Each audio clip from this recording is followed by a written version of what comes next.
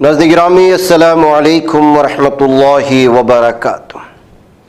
सीधी बात के ताज़ा तरीन प्राइम टाइम में आप लोगों का इस्तकबाल है। नाज़रीन गिरामी, मैं अंसार अजीज़ नदवी इस वक्त कुछ अहम तरीन ख़बरों पर तफसीरें लेकर के आप लोगों की खिदमत में हाजिर हूँ। तफसीलात में जाऊँ उससे पहले आप लोगों से जो दरख्वास्त होती है उस पर तवज्जो करने की अपील करूँगा। नाज़रीन गिरामी, मुसलमानों के क़ब्रिस्तानों को, उनकी दरगाहों को, उनके मस्जिद को, मसाजिद को, घरों को निशाना बनाने का सिलसिला थम नहीं रहा है। हर दिन भारत के किसी न किसी रियासत से, किसी न किसी शहर से इस तरह नाइंसाफ़ी वाली या नोटिस मिलने की खबरें आ ही जाती हैं। अब देखिएगा, गुजरात के अहमदाबाद शहर के गोमतीपुर इलाके में इस वक्त शदीद कशीदगी पाई जा रही है, जहां अहमदाबाद म्यूनिसिपल कॉरपोरेशन ने तारीखी चारटोदा कब्रिस्तान से तकरीबन 300 कब्रें मुंतकिल करने का नोटिस जारी कर दिया। ये कार्रवाई रोड डेवलपमेंट प्लान के तहत सड़क को 30 मीटर चौड़ा करने के मंसूबे का हिस्सा बताई जा रही है। ताहम मकामी मुस्लिम बाशिंदों, मुंतखब नुमाइंदों और वक्फ हुकाम ने इस फैसले की सख्त मुखालिफत करते हुए इसे मजहबी जज्बात, कानून और तारीख के खिलाफ करार दिया। एएमसी की जानिब से 25 दिसंबर को जारी किए गए नोटिस में कब्रिस्तान की बाउंड्री वाल और सैकड़ों कब्रों को हटाने की हिदायत दी गई है।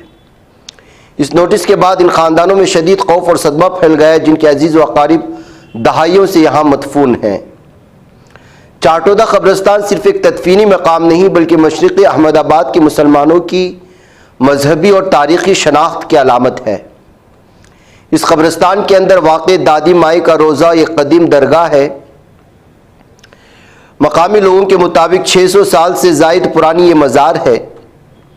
ये मकाम नस्लों से मुसलमानों की अक़ीदत और तारीख़ से जुड़ा हुआ है। किलरेन इंडिया की रिपोर्ट के मुताबिक मकामी मुसलमानों का मानना है कि इस्लामी शरीयत में कब्रों की मुंतकिली की इजाज़त नहीं है। इनका वाज़ेह मौक़िफ़ है कि वो तरक्की, सड़कों, अवामी मनसूबों के मुखालिफ नहीं, लेकिन तरक्की के नाम पर कब्रों की बेहुरमती किसी सूरत काबिल कबूल नहीं हो सकती। गोमतीपुर के म्यूनसिपल काउंसलर जुल्फ़िकार खान पठान ने इस नोटिस पर सख्त एतराज़ करते हुए कहा, इस्लाम में कब्रों को एक जगह से दूसरी जगह मुंतकिल करने की कोई इजाज़त नहीं। तरक्की होनी चाहिए, लेकिन इस अंदाज में नहीं कि मुर्दों के आरामगाहों को नुकसान पहुंचाया जाए और मजहबी जज्बात मजरूह किए जाएं।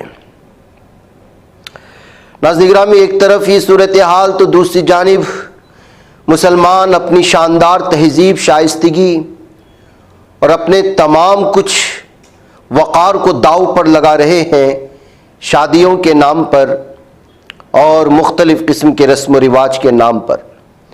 तारीख़ी शहर हैदराबाद अपनी शानदार तहजीब, शाइस्तगी और गंगा जमुनी सकाफ़त के लिए दुनिया भर में मशहूर है। यहाँ की रिवायात, आदाब और तर्ज़ ज़िंदगी पर हर हैदराबादी अपने आप को फ़ख्र में महसूस करता है। ताहम सोशल मीडिया पर वायरल होने वाली एक वीडियो ने इस तहजीबी तशख़्ख़ुस को मजरूह करने का काम किया है। यहाँ की तहजीब का ठट्टा उड़ाया है, मजाक उड़ाया है, जिस पर आवाम की जानिब से शदीद रद्द अमल और मुताल्लिक़ा खातून को तनकीद की जद में लिया जा रहा है।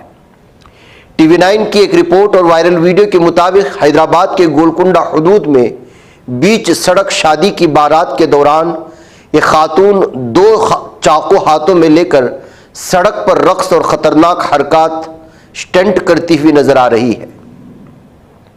अफसोसनाक पहलू ये है कि इस दौरान ख़ानदान के मर्द हजरात न सिर्फ इस अमल को रोकने के बजाय खातून की हौसला अफजाई और तायीद करते हुए नजर आ रहे हैं। शहरियों का मानना है कि यह तर्ज अमल न सिर्फ कानून की खिलाफ वर्जी है बल्कि हैदराबादी तहजीब, शराफत और वक़ार की भी सरासर मनाफी है। शादी जैसी खुशी की तकरीब के मौके पर गैर मुहज़्ज़ब मुज़ाहिरे काबिल मज़म्मत है। हैदराबादी अवाम और समाजी हल्कों ने इस वाक़े पर सख्त तनकीद करते हुए कहा कि सोशल मीडिया पर शहरत हासिल करने या वक्ती जोश में इस तरह के ख़तरनाक स्टंट्स न सिर्फ अपनी बल्कि दूसरों की जान के लिए भी ख़तरा बन सकते हैं। माजी में ऐसी हरकतों के नतीजे में कीमती जानें ज़ाय हो चुकी हैं। इसके बावजूद सबक न सीखना तशवीशनाक है।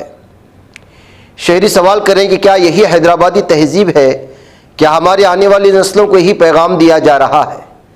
तारीख़ी शहर हैदराबाद की तहजीब, शराफत और वक़ार की हिफाजत करना हर हैदराबादी का फ़र्ज़ है।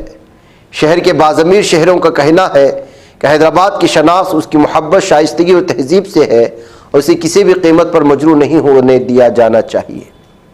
नाज़रीन गिरामी, आजकल शादियों में और बारात में क्या क्या सब रस्में रिवाज करते हुए क्या कुछ हो रहा है, बिलखुसूस हमारे मुस्लिम माशरे और समाज में आप लोग जानते हैं। शादी को तो इस कदर मुश्किल बना दिया गया है इस अमल को कि जो है गरीब लोग शादी करने के लिए कतरा रहे हैं। सूरत हाल इस कदर भयानक बना दी गई है। कितने मुसलमान हैं जो इस कदर शादियां कर सकते हैं, बारात पर पैसे लुटा सकते हैं, बड़े बड़े शादी महल्लों में शादियां कर सकते हैं। 90% से ज़्यादा तबका तो गरीब में आता है या कुछ उसमें का हिस्सा मुतवस्सित तबके में। ये हालात अगर इसी तरह जारी रहे तो सूरत हाल बहुत हद तक जो है भयानक हो सकते हैं और फिर जो है कुछ और ही रुख इख्तियार करेगा माशरा और समाज। नाज़रीन गिरामी, एक तरफ हमारे माशरे का ये हाल तो दूसरी जानिब हिंदुत्व तंजीमें, बीजेपी के लोग हमें बेरोज़गार करने, तरक्यात की जानिब ना जाने देने, हमें जाहिल ही रखने के लिए क्या क्या तरीक़े इख्तियार कर रहे हैं। उसकी अगर ताज़ा मिसाल दी जाए तो वैष्णो देवी मेडिकल कॉलेज की है, जिस कॉलेज का लाइसेंस ही मनसूख कर दिया गया है और सिर्फ इस वजह से कि यहाँ लगभग 50 तलबा में से अक्सरियत यानी 40 के लगभग तलबा उन्होंने एंट्रेंस एग्ज़ाम पास करके अज़बख़ुद अपनी सलाहियतों से यहाँ पर दाखिला उनको मिला था। लेकिन बीजेपी गवर्नमेंट ने सिर्फ मुसलमान तलबा यहाँ पर बड़ी तादाद में दाखिले हुए, हिंदुत्व तंजीमें जो है इस सिलसिले में एहतिजाज दर्ज करने लगी तो उस मेडिकल कॉलेज का लाइसेंस ही मनसूख कर दिया। जबकि वो चीटिंग करके तो नहीं आए थे, सब अपनी काबिलियत की बुनियाद पर आए थे और वो माइनॉरिटी के लिए मखसूस मेडिकल कॉलेज भी नहीं था। मतलब ये था कि सब लोग अपनी सलाहियत की बुनियाद पर वो सीट पाए थे। इसलिए जो है कांग्रेस ने इसका जवाब क्या दिया है आप खुद सुन लीजिएगा। वैष्णो देवी मेडिकल कॉलेज का जो मान्यता है उसे रद्द कर दिया गया है। सवाल ये है कि वहां के बच्चों की भविष्य का क्या होगा। दूसरा एक और छोटा सा मेरा सवाल है कि दिल्ली में जो पत्थरबाजी तुर्कमान गेट पर हुई, पहले एक पे आ जाए फिर जी भूल जाऊंगा दूसरा। वैष्णो देवी मेडिकल कॉलेज का मुद्दा, क्यों उसकी मान्यता रद्द की? क्योंकि मुस्लिम बच्चे काबिलियत से अपने क्वालिफाई कर गए 50 के लगभग। यह बात सरकार को हजम नहीं होती। साहब क्यों नहीं हजम होती? क्योंकि अब्दुल उनकी नजर में सिर्फ पंक्चर वाला होना चाहिए। माफ कीजिएगा, अब्दुल काबिल है, पढ़ लिख कर क्वालिफाई कर जाए मेडिकल एग्जामिनेशन। नहीं, ये कैसे, हिम्मत कैसे होगी अब्दुल की? साहब ये असलियत इस सरकार की है। सबके मन में एक बात डाल दी कि अब्दुल का इलाज करना जरूरी है। क्यों भाई? और अब्दुल के इलाज में चक्कर में पूरे देश को बीमार कर दिया। यह इस सरकार की असलियत है। काबिल बच्चे अपनी मेहनत से क्वालिफाई कर रहे हैं, इनको हजम नहीं होता। अच्छा किया आपने ये सवाल पूछा। थैंक यू पवन जी। ये हालात हैं नाज़रीन गिरामी। उधर यूपी में बढ़ते हुए खवातीन के खिलाफ जराइम, बच्चों के खिलाफ जराइम भी अपनी इंतहा को पहुंच रहे हैं और जराइम पेशा अनासिर न सिर्फ जुर्म कर रहे हैं, धमकियां भी दे रहे हैं, कैप्चर कर रहे हैं, पुलिस उनका साथ दे रही है। एक 14 साल बेटी के साथ कानपुर में दरिंदगी की इंतहा कर देते हैं। तो देखिए उसका बाप इस वक्त मीडिया के सामने किस तरह का बयान दे रहा है और किस तरह से उस मामले को ख़त्म करने के लिए उसे पैसों का लालच दिया जा रहा है और मामला दर्ज करने में आनाकानी की जा रही है। ये यूपी का हाल है, देख लीजिएगा। हाँ, धमकी बराबर मिल रही है कि पैसा ले लो मामला खत्म हो जाएगा। आज भी बयान नहीं हुआ। मैं सुबह से आके बैठा हूँ और बहन बता रही भैया कि ना ही तो कुछ जहाँ पे रखते हैं सेफ्टी सही से है, मैं घर चलूंगी। भैया रो रही थी, अब बताओ मैं क्या करूँ। और ये जो लड़का जो अभी बोल रहा है मैं मुजरिम नहीं हूँ, ये लड़का सीधे घर पे जाकर के हमारे भाई से बोल रहा है अगर मेरा नाम आया तो मैं चौकी में तुम्हें मारूंगा। और लड़की पहचान रही, मेरी बहन पहचान रही इसी को। ये लड़का झूठ बोल रहा है, मेरी बहन इसको पहचान गई है तो ये अब बोल रहा है कि मुझे झूठा फंसाया जा रहा है। लड़की जब घर आएगी तब आप खुद ही पूछना, इसकी फोटो दिखाना तो वो बताएगी। इसने और एक दरोगा ने मिलके उसके साथ गंदी हरकत की है। बस हमें इंसाफ चाहिए। आज भी बयान नहीं हुआ, कल भी नहीं हुआ, 2 दिन से दौड़ रहे हैं। पता नहीं क्या चल रहा है। मतलब एक वो 3 दिन से घर नहीं गई है, क्या बीत रही है उस पे।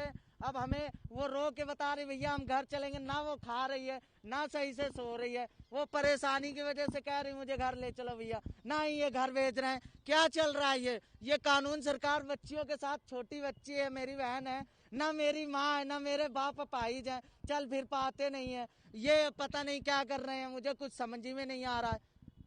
बस मुझे इतना न्याय फटाफट दिलाइए, नहीं तो सर मैं फिर से कार्रवाई करवाऊंगा। फिर बाद में मत बोलना कि सर मतलब ये सब क्या कर रहे हो। बस मुझे न्याय मिल जाए बस। और नाज़रीन, उधर दिल्ली में तुर्कमान गेट फैज़ इलाही मस्जिद के पास हुई बुलडोजर कार्रवाई के दौरान पथराव का जो इल्ज़ाम लगा, इस सिलसिले में खबर ये आ रही है कि 10 इन्फ्लुएंसर और ऑडियो नोट भी सामने आया और 11 अफराद को गिरफ्तार कर लिया गया है। हुकाम का मानना है कि तुर्कमान गेट के करीब इंसदाद तजावुजात मुहिम अदालती हुक्म की बुनियाद पर चलाई गई। तुर्कमान गेट के करीब होने वाले तशद्दुद और आगे की कार्रवाई के बारे में अब तक की पेशरफ्त का खुलासा यही है कि पुलिस ने जुमेरात को 6 अफराद को गिरफ्तार किया। अब तक गिरफ्तार होने वालों की तादाद 11 हुई। 6 अफराद की शनाख्त अफ़ान, आदिल, शहनवाज, हमजा, अतहर और उबैद के नाम से की गई है। ये तमाम के तमाम तुर्कमान गेट के इलाके की रिहायशी हैं। दहली की एक अदालत ने 5 गिरफ्तार अफराद को 13 दिन की अदालती तहवील में भेजा। पीटीआई के मुताबिक 5 मुल्जिमान मोहम्मद अरीफ, काशिफ, अदनान, मोहम्मद कैफ और समीर को जुडिशियल मजिस्ट्रेट पूजा सुहाग के सामने पेश किया गया था। पुलिस ने इस मामले में 10 सोशल मीडिया पर असरअंदाज होने वालों की भी शनाख्त की है, जिन्होंने मुबैना तौर पर इस मुहिम के बारे में अफवाहें फैलाई थी। सोशल मीडिया पर असरअंदाज होने वाली खातून को पूछगछ के लिए भी तलब किया गया। सीनियर अफसरान के मुताबिक सोशल मीडिया पर गुमराहकुन पोस्ट और वीडियोस के साथ साथ व्हाट्सएप पर गर्दिश करने वाले ऑडियो पैगामात ने खौफ व हरास फैलाया और इलाके में तशद्दुद को हवा दी। इस तरह कहते हुए लोगों की पकड़ धकड़ जारी है दिल्ली में। नाज़रीन, उधर ईरान में हालात बहुत ख़राब हो चुके हैं। कई शहरों में इंटरनेट और टेलीफोन बंद हो चुके हैं। आतिशजनी और हमले शुरू हो चुके हैं और अमेरिका और उसके हामी इस वक्त लगातार यहाँ पर जो एहतिजाजात हो रहे हैं, अपने अफराद को शामिल करके इस पूरे मामले को दूसरा ही रुख देने की पूरी कोशिशें कर रहे हैं। इस दौरान एहतिजाजी मुजाहिरों के दरमियान रहबर आला आयतुल्लाह अली खामिनेई ने अमेरिका और इसराइल को इसके लिए जिम्मेदार ठहराया और दोनों ही ममालिक को सख्त तनबीह की। आयतुल्लाह अली खामिनेई ने कहा कि हम अपने हद कभी नहीं भूलते, लेकिन अगर कोई हम पर हमला करने की कोशिश करेगा तो उसे उसकी कीमत अदा करनी होगी। यह बयान ऐसे वक्त में सामने आया जब अमरीकी सदर डोनाल्ड ट्रंप ने ईरान में ज़रूरत पड़ने पर दाखिल होने की कोशिश करने की बात कही। अंदेशा जाहिर किया जा रहा है कि अमरीकी सदर ईरान में हो रहे एहतिजाजी मुजाहिरों से फ़ायदा उठाने की पूरी कोशिश कर रहे हैं, लेकिन सुप्रीम लीडर आयतुल्लाह अली खामिनेई ने वाज़ेह लफ्ज़ों में कहा है कि इसराइल और अमरीका बड़ी साजिश में मसरूफ़ हैं, लेकिन उनकी साजिश कामयाब नहीं हो पाएगी। मज़ीद कहा कि ईरान के लोग इस साजिश को अच्छी तरह समझते हैं, हम अमेरिका के आगे झुकने वाले नहीं हैं। कल रात में नाज़रीन बड़े पैमाने पर यहाँ पर एहतिजाजी मुजाहिरे हुए। अब 2 तरह के मुजाहिरे यहाँ पर चल रहे हैं। एक मुजाहिरा हुकूमत के ख़िलाफ़ में और बहुत बड़ा मुजाहिरा ईरान की हुकूमत की हिमायत में। तो जाहिर सी बात है को जैसे का तैसा इस वक्त जवाब मिल रहा है ईरान में हुकूमत की जानिब से फसादियों को और एहतिजाजियों को। उधर वेनेजुएला पर अमरीकी हमले के बाद आलमी सतह पर हालत दिन ब दिन कशीदा होते जा रहे हैं। कई ममालिक अमेरिका के खिलाफ खुलकर बोल रही हैं। ऐसे माहौल में अमेरिका ने 8 जनवरी को अपने शहरियों के लिए ऑफिशियल ट्रैवल एडवाइजरी यानी सफरी हिदायत जारी कर दी। ट्रंप इंतजामिया ने एडवाइजरी में अमेरिकी शहरियों को दुनिया के 21 ममालिक का सफ़र ना करने का मशवरा दिया। इन ममालिक में रूस, यूक्रेन, लीबिया, बर्किना फासो जैसे ममालिक भी शामिल हैं। इस पोस्ट में अमेरिकी महकमे खारिजा ने कहा है कि हम अमेरिकी शहरियों के लिए लेवल 1 से लेवल 4 के साथ ट्रैवल एडवाइजरी जारी कर रहे हैं। इसमें लेवल 4 का मतलब है वहाँ सफ़र ना करें। पोस्ट में भी कहा गया कि हम मकामी हालात और ममालिक में मौजूद अमेरिकी शहरियों तक मदद पहुँचाने में अपनी महदूद सलाहियत को तवज्जो में रखते हुए लेवल 4 जाहिर करते हैं। ये मकामात ख़तरनाक हैं, वहाँ किसी भी वजह से सफ़र ना करें। अब इसमें अफ़गानिस्तान भी है, बर्मा भी है, ईरान भी, लीबिया भी, North Korea, South Sudan, Russia, Mali, Iraq, खैर, Belarus, Burkina Faso, Haiti, Lebanon, Niger, Somalia और सीरिया, इन तमाम के लिए जो है इस वक्त ये ऐलानात सामने लाए गए हैं। नाज़रीन, मुझे इजाज़त दें। अस्सलामु अलैकुम रहमतुल्लाहि व बरकातहू।